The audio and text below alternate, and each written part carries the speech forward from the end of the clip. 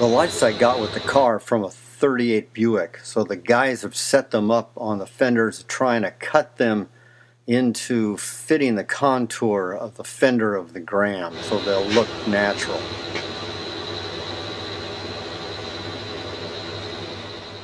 Let's give this a start. Holy shit! Well, that was tough. Alright! Yeah! Woo! Yes! 5.0 roller, baby! I love it! Good work, Paul!